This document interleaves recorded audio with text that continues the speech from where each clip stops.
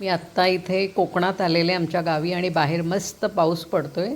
तर सगळ्यांना गरमागरम काहीतरी नाश्ता हवा होता. बघितलं तर फ्रीजमध्ये मक्याचे दाणे होते. ते मक्याचे दाणे आणि 2 बटाटे मी कुकरमध्ये वाफवून घेतले. नंतर मक्याचे दाणे मी मिक्सरमध्ये थोडे जाडसर वाटून घेतले. त्यात मी एक कांदा बारीक चिरलेला घातला, कोथिंबीर घातली भरपूर सगळी आणि त्यामध्ये हे दोन्ही बटाटे कुस्करून घातले. या मिश्रणामध्ये आत्ता मी आपले नेहमीचे मसाले घातले, जसं की जिरे पावडर, धना पावडर, लाल तिखट, आमचूर पावडर, चवीप्रमाणे मीठ आणि थोडी हळद.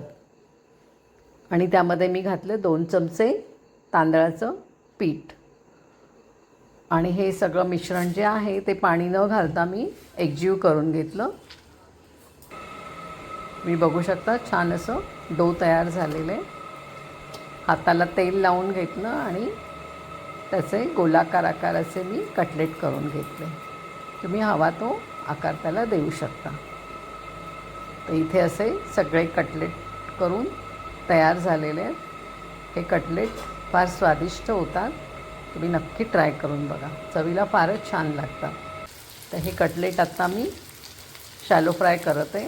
दोन्ही बाजूने अगदी सोनेरी रंग येईपर्यंत आपल्याला ते छान भाजून घ्यायचे आहेत. गॅस मंदच ठेवायचे म्हणजे आतपर्यंत ते चांगले भाजले जातात.